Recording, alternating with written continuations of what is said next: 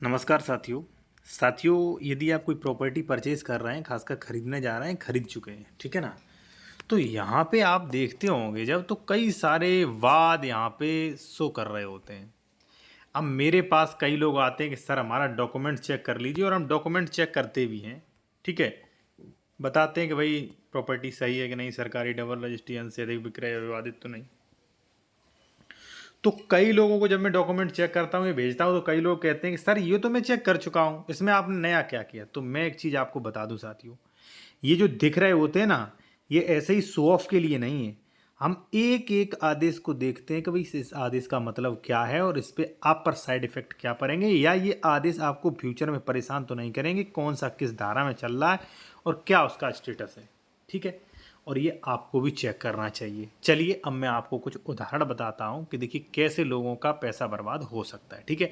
बाकी अगर आप कोई प्रॉपर्टी खरीद रहे हैं और डॉक्यूमेंट चेक करवाना चाह रहे हैं, तो कॉन्टैक्ट नंबर वीडियो के डिस्क्रिप्शन में मिल जाएगा। जैसे प्रॉपर्टी डबल रजिस्ट्री से अधिक 14380, या कोई केसेस पेंडिंग तो नहीं है, किस प्रकार के पेंडिंग है, कोई दिक्कत तो नहीं, वो आप मेरे द्वारा चेक करवा सकते हैं। कॉन्टैक्ट नंबर वीडियो के डिस्क्रिप्शन में मिल जाएगा। अब मैंने एक वीडियो, भाई एक ज़मीन देखी, वो खरीदने ही वाले थे।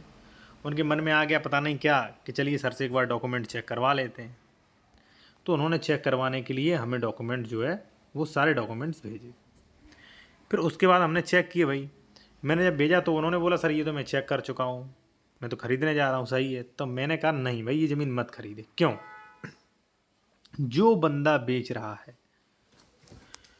उसका फाइल रिजेक्ट हुआ है। इसका मतलब क्या है?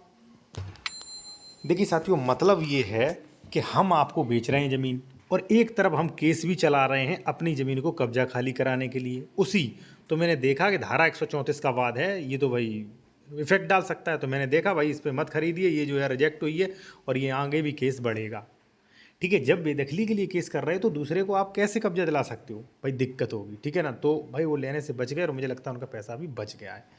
दूसरा मैटर देखते हैं। एक हमारे पास सेक्शन 34 के लिए हमने देखा, यहाँ पे भी आप देख सकते हैं, अतः मूल बैनामा जो है सत्यापद कॉपी संलग्न न होने के कारण नामांतर प्रार्थना पत्र निरस्त किया जाता है। पत्रावली वाद आवश्यक कार्रवाई है तो दाखिल दफ्तर हो। और उन्होंने कह दिया नहीं हमारा म्यूटेशन सब ओके है। वो खरीदने जा रहे थे भाई, उनका भी पैसा यहाँ पे बच गया। और कहीं ना कहीं भाई ये बताइए, जब हम पूरा पैसा आप दे रहे हैं तो हमारे क्लाइंट क्यों परेशान हो, ठीक है ना। तो ये भी देखें, ठीक है ना।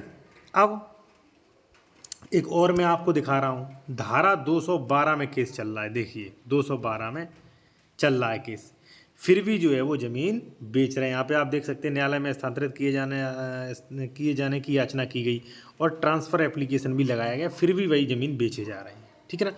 हालांकि खरीद सकते हो आप, लेकिन दिक्कत आ सकती है।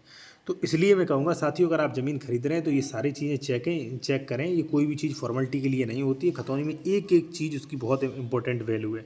देखने में और विशेषज्ञ द्वारा समझने में काफ़ी अंतर होता है, ठीक है। आप चाहे तो मेरे द्वारा डॉक्यूमेंट चेक करवा सकते हैं। कॉन्टैक्ट नंबर वीडियो के डिस्क्रिप्शन में मिल जाएगा। और देखिए, अगर आप रजिस्ट्री के बारे में A to Z जानकारी सीखना चाहते हैं तो आप ये कोर्स ले सकते हैं। देखिए ये हमारे द्वारा लिखी गई बुक है, ठीक है। आप सारे देख सकते हैं। यहाँ पे देखिए दान पत्र प्रारूप, वसीयत प्रारूप, किरायानामा, सेल एग्रीमेंट, गोदनामा, दाखिल खारिज, ठीक है। महिला के नाम पर कोर्ट फीस क्या होगी, 2 रास्तों पर स्टाम्प, ठीक है। स्टाम्प निकालने के लिए अपवाद, आबादी से सटी प्लॉटिंग, ठीक है। यहाँ पे देखिए सबके बारे में परिभाषा, सारा कुछ यहाँ पे मापन इकाई, सब कुछ आप सीखेंगे। आप चाहे बुक भी खरीद सकते हैं, ठीक है। स्क्रीनशॉट ले लीजिए, ये हमारा व्हाट्सएप नंबर दिया गया है।